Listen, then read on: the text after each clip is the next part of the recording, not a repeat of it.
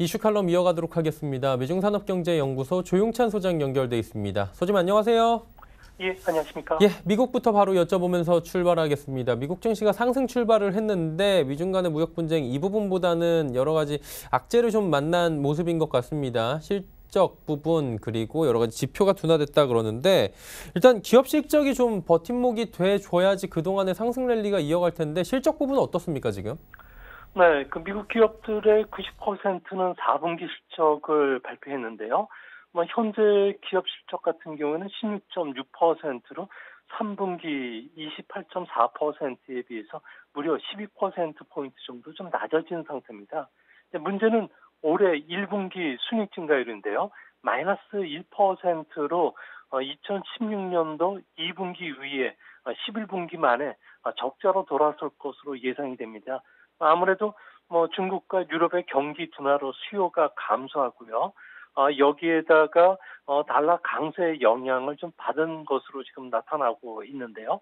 이 때문에 해외 매출 비중이 높은 IT를 중심으로 한 에너지, 소재 관련주들의 실적은 부진할 수밖에 없을 거로 보여집니다. 현재 S&P 500 같은 경우에도 예상 주가 수익 비율이 16.6배인데요. 2006년 이후 평균치 16.5배를 상회하고 있습니다. 현재 공격적으로 주가를 좀 사기에는 다소 부담스럽고 비싸기 때문에 앞으로 실적 모멘텀이 좀 중요한데요. 다행스러운 것은 올해 FRB가 금리 인상 중단을 또 시사했고요. 또 무역 마찰과 관련된 부분들이 이제 타협점을 찾는다는 점에서는 예상 실적들을 상향 조정하는 기업들이 좀 나올 가능성이 높은데요. 금융이나 자본 서비스재, 일반 소비재, 헬스케어 이런 쪽에서는 올해 실적 증가세가 좀 계속 이어질 수 있다는 점에서 이들 종목 중심의 개별 종목장이 또 펼쳐지지 않을까 보입니다.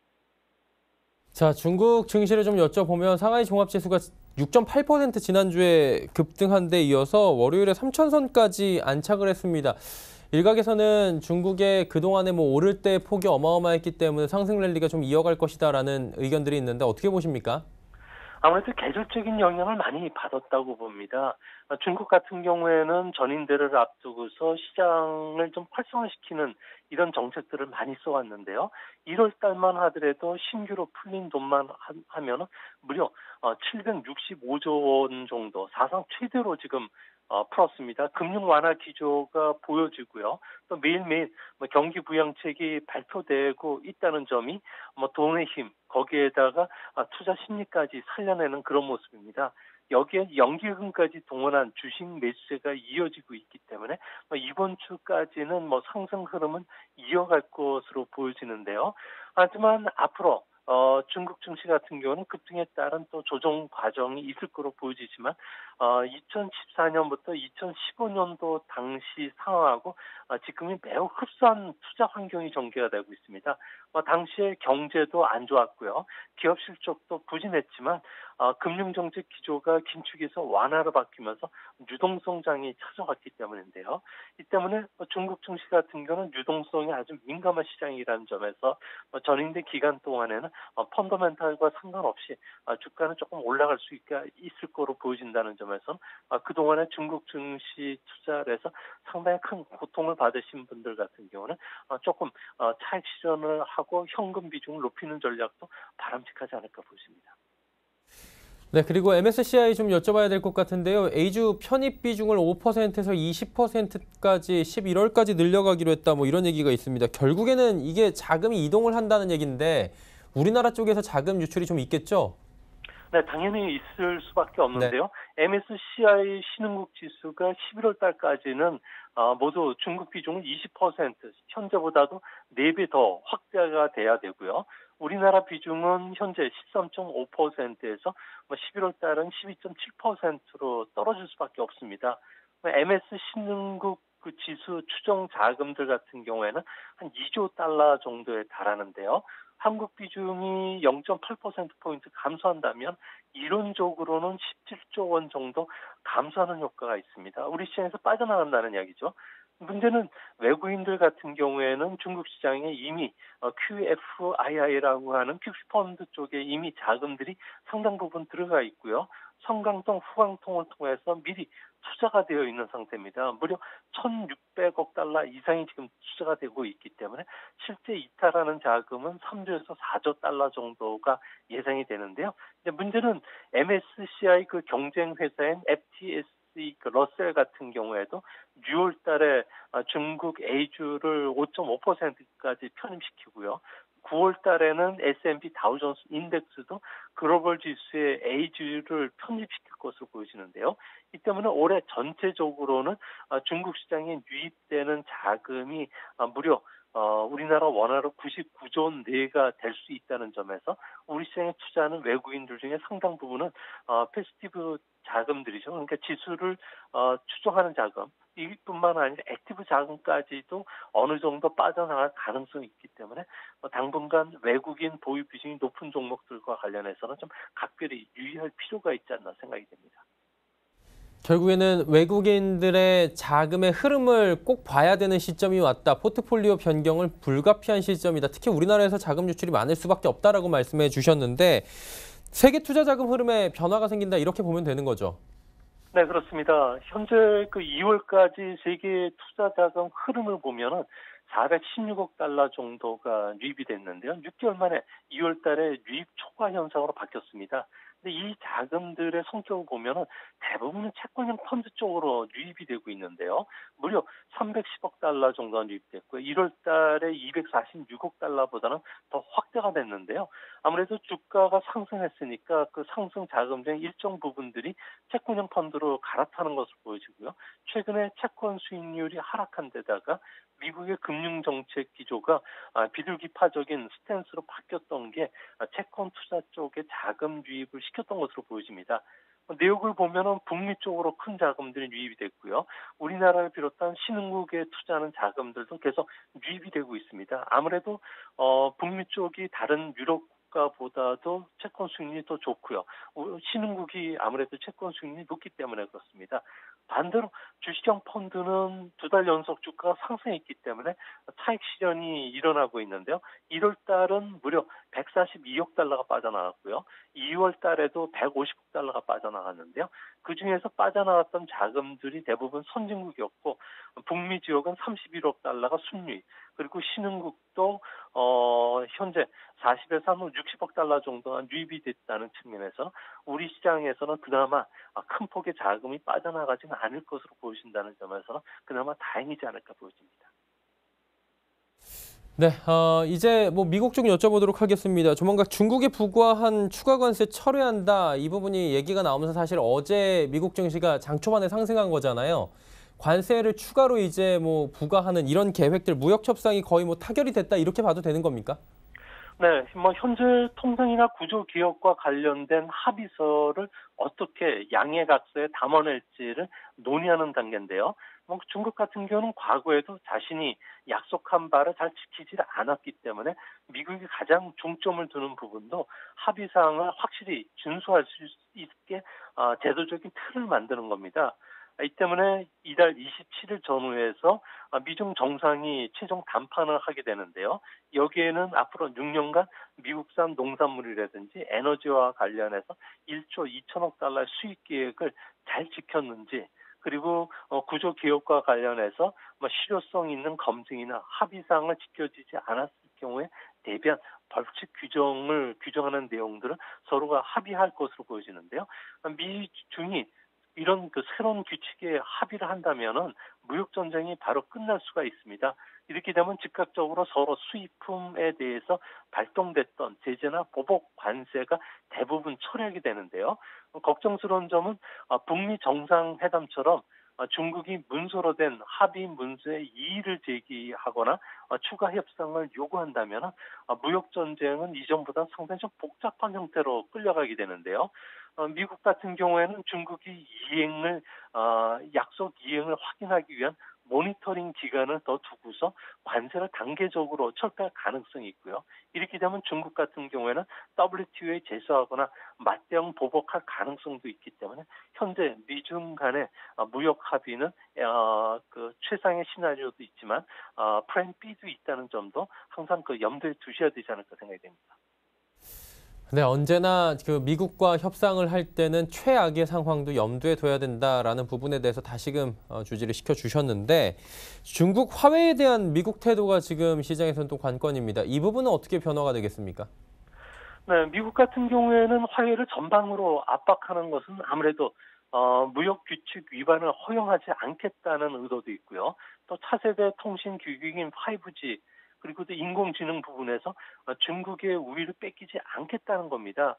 뭐 중국 같은 경우에는 3G, 4G에서는 뭐 개발이 뒤처졌지만 5G 부분에서는 정부 지원 속에서 상당히 세계의 그 표준을 구축하고 있는데요. 뭐 중국 제조 2025에서도 5G 같은 경우는 차세대 정보 기술의 중점 사항으로 둘 정도입니다. 화웨이 같은 경우에는 드론이라든지 자율주행 자동차 AI 그리고 가상현실, 증강현실에 들어가는 5G와 관련된 핵심 기술들을 갖고 있고요. 다른 서방 업체에 비해서는 1년 이상 앞서 있는 데다가 가격 경쟁력도 우위에 있습니다. 이 때문에 미국 같은 경우에는 자신들이 주도해왔던 파워 밸런스가 깨질 가능성, 거기에다가 4차 산업도 한순간에 트로이 목마로 전락하지 않을까 하는 우려 때문에 그런데요.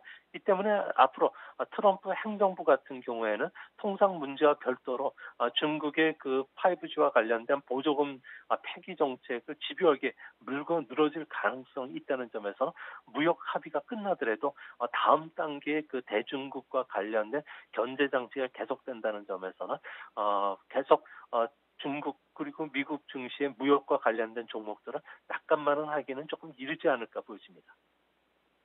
결국에는 무역 협상과 별개로 이 기술적인 부분에 대해서는 패권 경쟁이 지속될 수 있다라는 이야기인 건데 결론적으로 보자면 지금 미국이 주도하고 있는 화웨이 배제, 뭐 우방국들에게도 계속 얘기하고 있는 건데 이게 성공할 수 있다고 보십니까?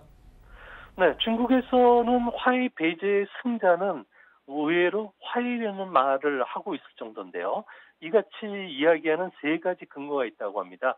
미국이 화웨이 제품의 보안 위험을 제대로 설득력 있게 우방 국가들한테 설명을 하지 못했는데요.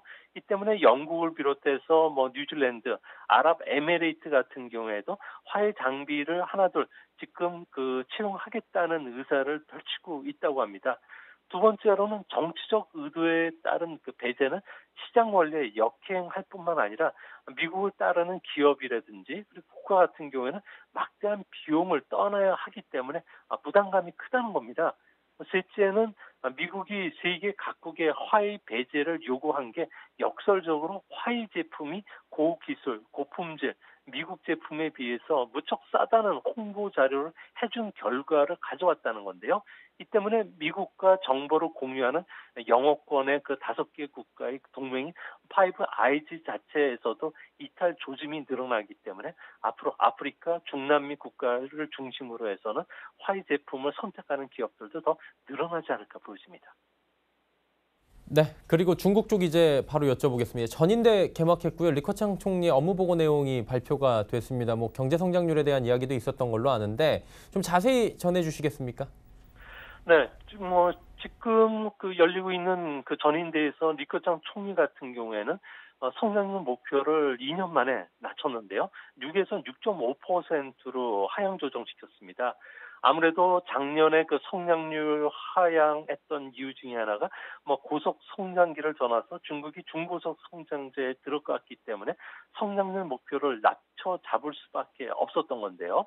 이뿐만 아니라 미중 그 무역 회담과 관련해서는 약속한 것을 진지하게 지키겠지만 중국의 합법적인 권익은 단호하게 지키겠다고 밝혔는데요.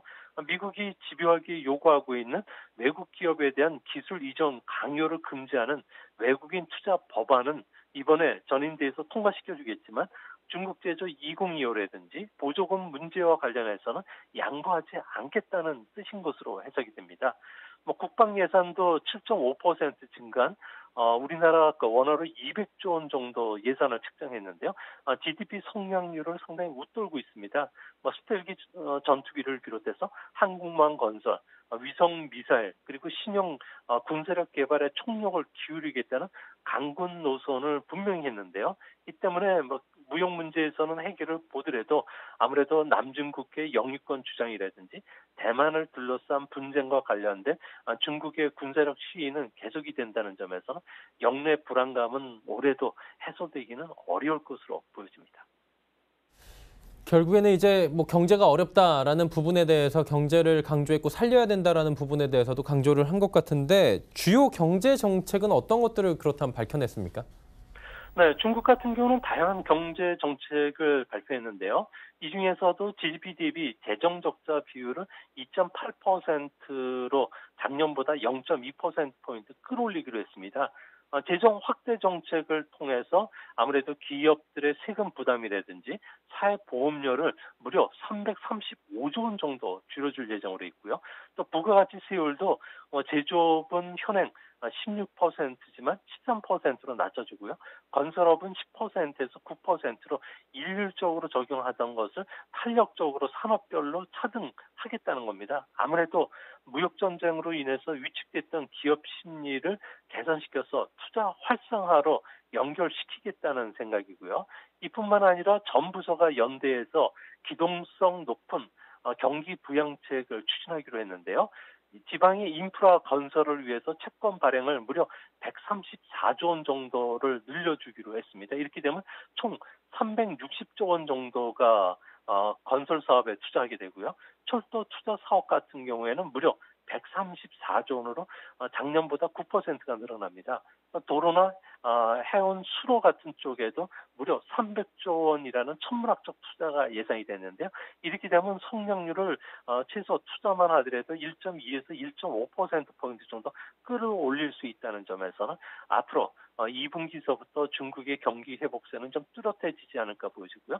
또 금융정책 기조도 중소 영세 기업들에게 자금을 더 공급해주기 위해서 완화 정책으로 분명히 밝혔기 때문에 앞으로 중국 증시에도 유동성 장애에 의한 주가 반등은 조금 더 이어지지 않을까 보여집니다. 자, 이렇게 경기 부양책들이 나오고 있고요. 경제에 대해서 신경 쓰고 있고 하반기 들어서 조금 더 나아질 것으로 예측은 되지만 지금 세계 각국 그리고 뭐 지표를 만드는 곳에서는 전망은 밝지만은 않아 보입니다. 회색 코뿔소나 블랙스완에 대해서 지속적으로 이야기가 나오는데 어떤 것들이 나올 수 있기에 계속해서 회색 코뿔소나 이 블랙스완이 얘기가 나오는 겁니까? 네, 회색 코뿔소라는 것은 충분히 예상할 수 있고요. 또 파급력도 크고요. 사람들이 고정관념에 사로잡혀서 간과했던 위험을 말하는데요. 부동산 버블 붕괴라든지 무시마치 그 투자로 인해 야기된 주가 폭락들을 이야기합니다. 시진핑 국가주석도 회색 코뿔소 출현을 경고할 정도인데요. 아무래도 중국과 관련된 그 문제인 공해 문제, 금융 위험, 빈곤 문제도 확산이 될 수가 있기 때문에 이 부분들을 강하게 강조했던 것으로 보여집니다. 또 반대로 블랙스완 효과도 중국에서도 일어날 수 있는데요. 예측 불가능한 사건이 일어난다면 엄청난 파급력이라든지 충격을 가져올 수 있다는 이런 쇼크 현상을 말하는데요. 미국의 9.11 테러라든지 2008년도에 리먼 브러스 파산으로 시작된 글로벌 금융 위기 같은 부분입니다. 중국이 서둘러서 무역 전쟁에 합의하려는 것도 이런 그 외부적 충격에 자칫 취약한 경제 그 체제 구조적인 모순이 드러날 수가 있기 때문인데요. 부실채권 문제라든지 부동산 버블 그리고 중국 정부 주도의 발전 정책에 따른 그 후유증이 오히려 중국의 성장을 막는 트리거가 될 수가 있기 때문에 중국이 이런 부분들을 지금 서둘러서 막는 것으로 보여지지만 이게 가시적인 현상으로만 나타날 뿐 실제 중국 내부적으로는 전혀 이런 위험 신호들이 작동이 되지 않고 있기 때문에 앞으로 중국이 좀 처리해야 될 문제도 상당 부분 이번 그 전인대에서 나타나지 않았나 이렇게 보여집니다. 네, 알겠습니다. 블랙스완 그리고 회색 코뿔소 이야기까지 들어봤습니다. 오늘 말씀 여기까지 듣겠습니다. 고맙습니다.